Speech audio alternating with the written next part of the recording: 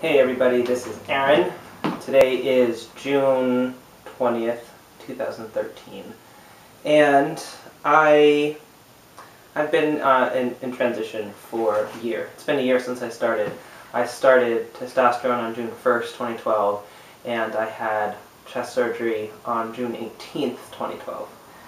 So I have a couple things that I want to talk about today. I'm a little bit in a rush, so I'm going to try to not make this video too long. What is the first thing? So it's been a year, but as I said in previous videos, I was on a low dose that was deemed not a therapeutic dose for the first 6 or 8 months. So I've been on a therapeutic dose since February 1st. So I don't think that my changes are typical of 1 year on T. There's been, I think I think my voice is continuing to change a little bit at a time, and hair is slowly appearing more and more. I know hair on my belly, and I'm starting to get a little bit of hair on my chest and on my thighs, so I expect that will continue. But nothing dramatic has happened. Most new people that I meet do read me as male.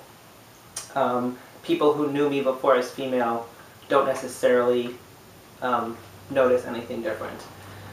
I've been using the men's locker room now for 3 months or so, and I recently got up the courage to use the shower in there. And so far, nobody has spotted me frontally, so I haven't had to deal with anything weird, but it felt pretty good. Use the shower, be all manly using the shower, and I didn't really have that much anxiety about it. I've done it a few times. So that's good. What else? I feel pretty good about my voice. That was one of the things I was most concerned about with the changes from testosterone, is whether I would have a voice that sounded male or if it would sound trapped, whether I'd be able to sing with it. I still feel a little strange about it at times, but I can sing, and I think it's going to change some more, and I think that I'm going to need to relearn how to use my voice, how to use chest voice, how to use head voice, how to breathe. All of that is going to be different from how it was before. But I have been able to sing a little bit in my synagogue. I've led services and read from the Torah, and it felt pretty good, and I got a lot of compliments from people telling me my voice sounds really nice. So my anxiety about my voice is pretty diminished from when I started T, and definitely the first couple months that it started changing, because it felt very weird then. What else? So it's been a year since my chest surgery, and there isn't really much to see, but I'll disrobe it anyway. So the scars are healing. The scars have healed pretty good. They're still kind of pink, especially over here. This one is kind of wide. The light just got really dark in here. And this one is healing a little better. It's starting to turn white and stuff. Let's take a look. Belly hair, very exciting.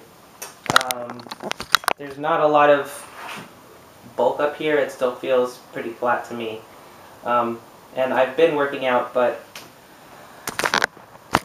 as I've said in previous videos, I find it hard to eat enough. I'm just not that interested. I don't really like eating as much as I probably should eat. So, still working on that.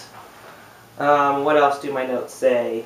Yeah, I'm still happy with my surgery results. I'm really glad I did it, and I maintain a little disappointment that the nipples aren't like pokey outy like Dr. Garamoni's nipples, but it's okay. I don't really worry about that much.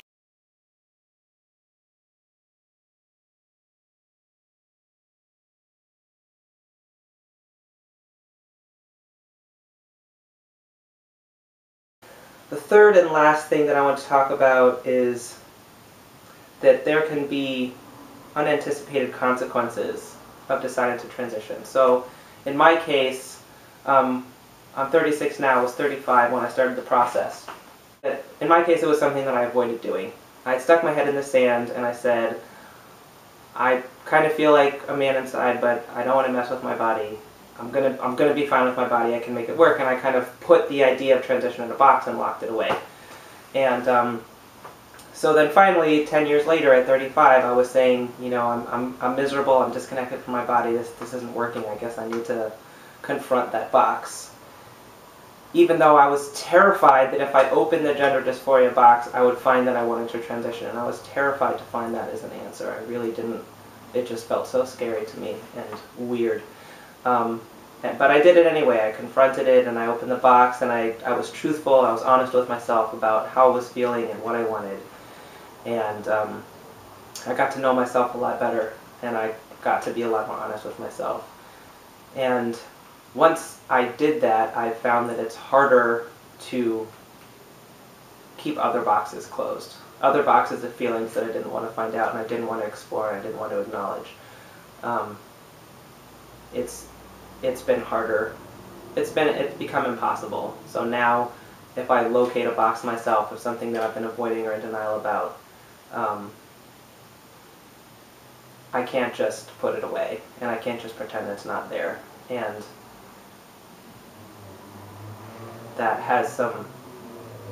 can have some difficult ramifications. The process of becoming more emotionally intimate with yourself, which isn't to say don't do it, and it's just something that I hadn't anticipated. So I think that's all I have to say for now. Maybe there will be more another time. And thank you all for being a great trans guy YouTube community.